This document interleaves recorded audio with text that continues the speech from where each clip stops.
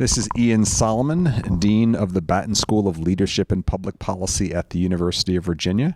I am delighted to be joined today by Lauren Matsumoto, the minority leader in the Hawaii State House of Representatives. We are together today in Washington, D.C., but I'm eager to talk with you, Lauren, about your work, your background, what inspires you for public service. But maybe you can start off by telling a little bit about yourself and how you got here. Absolutely. So I am the sixth generation of my family to be born and raised in Hawaii. They came in 1859, and so it's where my entire family lives. My whole family lives on one street. We're egg farmers, and they all live near the farm or in the next town over. And so I've just been honored to represent in the Hawaii State Legislature, the district where not only I was born and raised, but my parents and my grandparents and my great-grandparents and so forth. So it's just been a really incredible experience to give back to the community that raised me. And you have two young kids as well, so they will now be the next generation. Absolutely. And So I first got into office, and I can probably tell my unorthodox path to politics maybe a little bit later in the podcast, but when I first got into office, I wasn't married yet and didn't have kids. And so, I've always had that desire to serve my community, but it has shifted a little bit. The priorities or the policies have shifted over the years. And especially now I have a 3-year-old daughter and a 6-year-old son, and they definitely keep me on my toes. And it's been interesting to be a young mom and a legislator at the same time. And what inspired you to serve in the first place? Yeah, so I had a kind of like I said, unorthodox path to politics, and I don't want to go too far back, but I feel like a lot of things started when I was 5 years old. I would say these two events really stuck out in my mind, and the first thing was my family's television broke, and then our truck broke, and we didn't have enough money to fix both. So obviously the truck won out, and when we had saved enough to be able to buy a TV, my mom decided she didn't want one because my brother and I were playing outside and doing a lot of things. And so I'm a millennial that grew up without any television all the way through graduating from high school. And the second thing is a jump rope team came to my school. And I remember looking up at them going, wow, they're so cool. They can do crisscrosses and double unders, and decided, I was a pretty determined young girl back then. I was like, I want to be a jump roper. So I was on a jump rope team, but I did a lot of different sports, and I went to the University of Hawaii. I played Division I water polo there, a very humbling experience. I think in my 4 years, I got about 1.5 minutes playing time. So I went from being the star in high school to learning what it was like to be, part of the team, and that I had a different role. But at the University of Hawaii, the girl without a television decided to major in film, and I had to do a documentary on something in Hawaii. And most people were doing hula or surfing, and my roommate had just given up her Miss West Oahu crown. So I decided to do my documentary on the Miss Hawaii pageant. My teacher said, I love it, Lauren, do it, but you should enter so you can get a behind-the-scenes look. So we entered. Miss Moana was 3 weeks later, and I entered, and I ended up winning with the talent of jump rope. So that was fun. Went to Miss Hawaii, and I lost. No surprise there. I didn't really know what I was doing. So I'm a slightly competitive person. Sounds like it. Yep. So I went back my second year. I lost again, but the third time's a charm. So I went back my third year, lost again. I went back my fourth year and was finally blessed to win Miss Hawaii. And I got was jump rope your talent the whole time? Jump rope was my talent all the way through.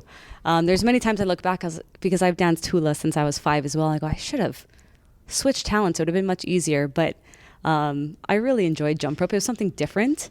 And when you're running for Miss Hawaii, you spend a lot of time with children. And so I still, to this day, do jump rope tours across the state and encourage kids to live a healthy lifestyle and get out and have fun. And so how did that transition to running for office? So it really was during my years Miss Hawaii. I think most people don't realize it's like a full-time job. And I actually spent time with many of our legislators. APEC was in town in Hawaii that year, and I testified at the Capitol on a lot of different issues. And it really, I went to Miss America, competed, won talent, jump roping at Miss America. But on that plane flight home, really going, why did I do that? for 4 years of my life because it's not a small thing. And I realized what I loved most was serving my community and advocating on issues that I was passionate about. And to me, it was a natural extension into some sort of service. And I was thinking nonprofit work. And like many other women legislators, I was asked to run for office by one of the sitting senators. And I went, you know what? That's exactly what I'm wanting to do, serving my community and advocating on issues I was passionate about. So I finished Miss Hawaii June 9th. I started my campaign June 10th as a 24-year-old running for State House, and I won that first election by 85 votes, so 50.4%. And so it was quite an interesting experience, but it's been 11 years now, and I continue to love to serve the community, that I was, like I said, raised in. And were there particular issues? You mentioned your passion for certain policy areas, or when you look at your time serving, what are you most proud of? I think something that was most important, especially when I first got elected, my family, like I'd mentioned, has an egg farm. And, in the 1980s, there were 20 to 30 egg farms still in Hawaii. By the time I got elected in 2012, there's only 4 left. We were losing all of our local farmers. And when you're geographically in the middle of the Pacific Ocean and 90% of our food has to be shipped in, agriculture to me was something important. And when I got elected, I was the only person in the House and the Senate that had ever lived or worked on a farm. So to me, that was where my voice was the most important. And I would talk with my grandfather. Our farm is 113 years old, started by my great-grandfather, so a family business. And most farmers don't have time to go to the state legislature and, take a whole day out to testify on issues. And so that's kind of the main issue that I started on early on in my career. And then it kind of moved. Cost of living has always been something, especially in Hawaii, that's really important. But worked a lot on early childhood education, especially once I had my first child and realized how difficult it was for access and those types of things. So I will say the issues have shifted depending on what's happening in the community. But I do survey my district multiple times a year to go, what is most important to you? What should I be focusing on? Because I realized early on in my career, I was focusing on what I wanted to focus on. And I took a little bit of growth to realize I really was representing my community. And so that has shifted now to what is most important to the constituents that I represent in District 38 of Mililani. Fantastic. Now, you're a Republican. Yes. Hawaii is a very democratic state. Absolutely.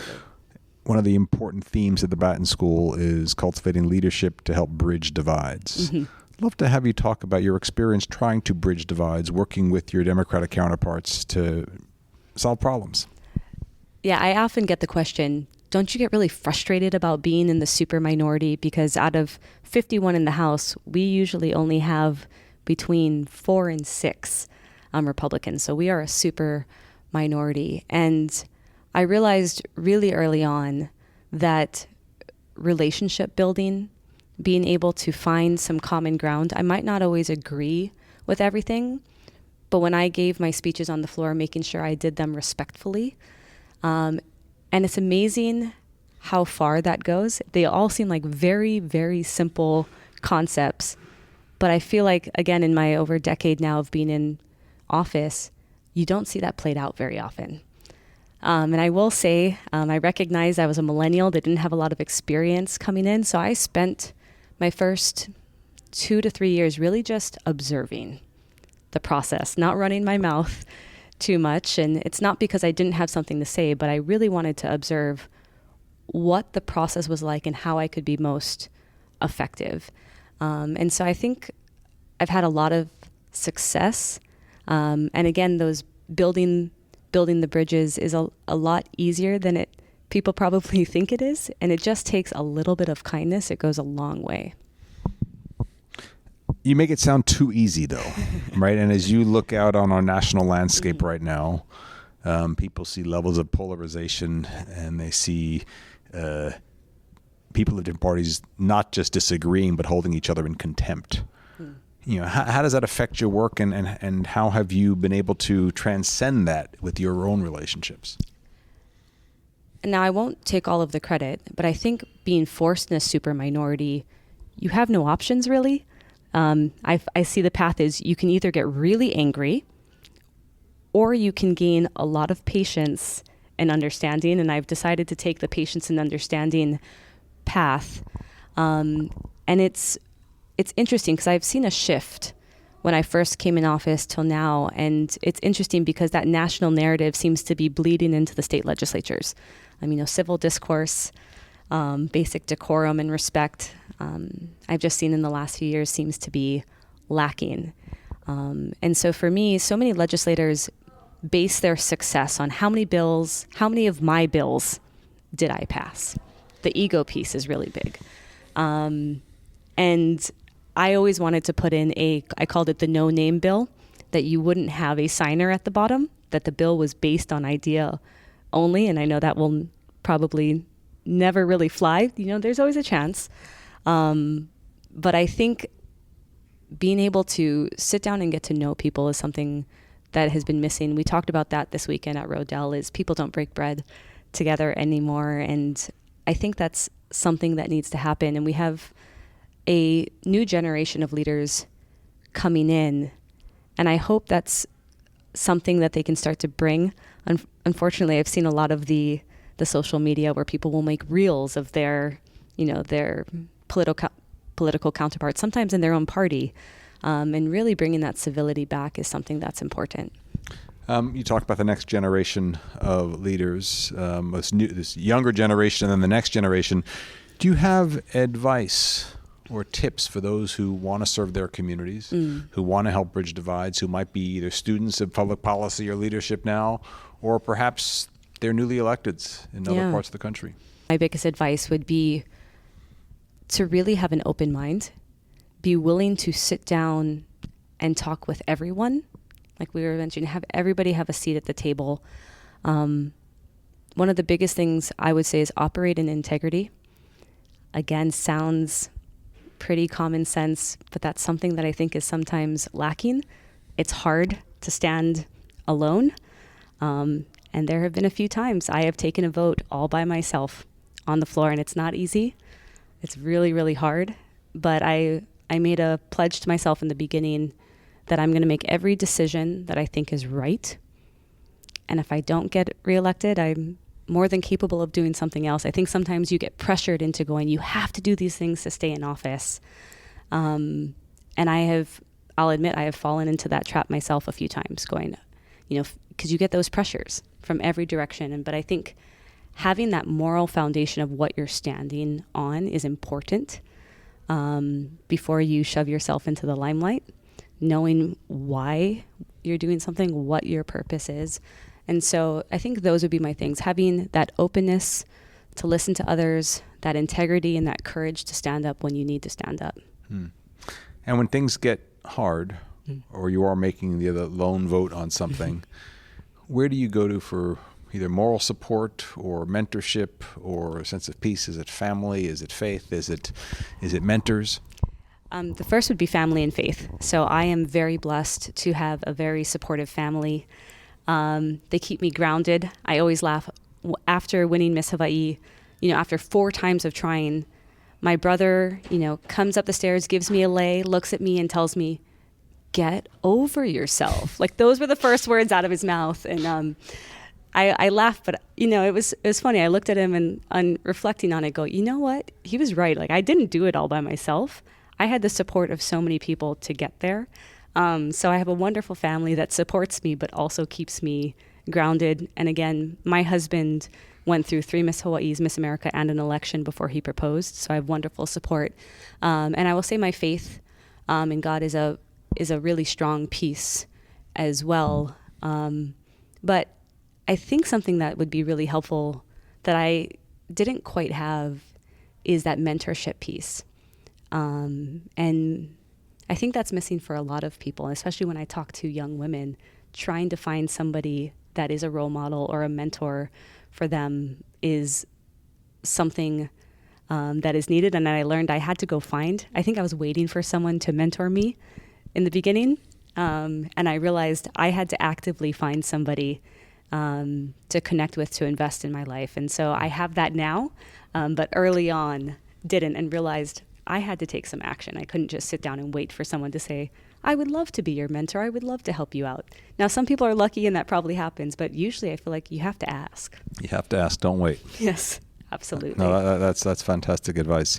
You've also spent a fair amount of time studying leadership and are now actually teaching leadership. I am. Would love to hear, as you now transition and work with students, Yep. How your theories and thoughts and ideas about leadership have been shaped by your time serving the state of Hawaii. Yeah, so I finished, so I have my bachelor's in film, like I had mentioned. And so after I had gotten elected, I went back for my MBA, and luckily fully covered by scholarship from Miss America. And so I recognized, I felt like in our legislature, we were missing some of that business piece and that leadership piece. And so I had my MBA and I focused on organizational change because in my opinion, we were pretty dysfunctional in the legislature. And that was something I wanted to study because I'll say this kindly, but I felt like we had enough lawyers in the legislature. I won't take it personally. Yes. But it's important to have everybody different at the table. And, I remember when I first started running, I would have people go, well, what makes you qualified? You don't have a law degree. You don't have a poli-sci degree. You'd be a disservice to your community. And that actually came from a very close friend. And so, had to do some deep self-reflection and go, am I going to be a disservice to my community? Am I going to do this? And I realized, I am doing these for the right reasons. And even though I might not have the traditional credentials that people think, I still have a voice and a reason to be there. But I went back to get my MBA, and then I went on to get my doctorate in organizational leadership. And I will say that has shaped me greatly on how I approach the legislative process. I'm probably a lot more aware of our overall culture. And again, I spend a lot of time observing on how we do things because it's not only, the bills that we're passing or the policy, it's how we're doing it. And that makes a big difference, right? How we model that civil discourse is really important for how our communities interact with each other. Fantastic. We're going to wrap in a moment. I wanted to give you a final word or final tip for students or others who might be inspired by your personal story, inspired by your courage, who just want to give back to their communities. What would you say to them?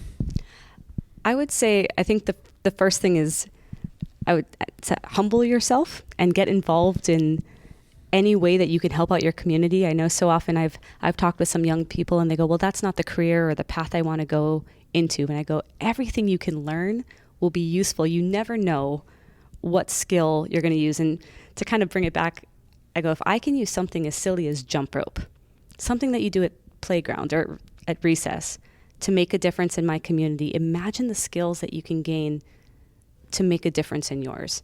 And so I would say, don't count anything out. Everything, you can use almost anything to make a difference in your community and use it, be inspired to help others. And so that was something I would leave with them. Lauren Matsumoto, you are a great example of this new generation of leadership. You're going to do wonderful things for this country and for the state that you care very much about.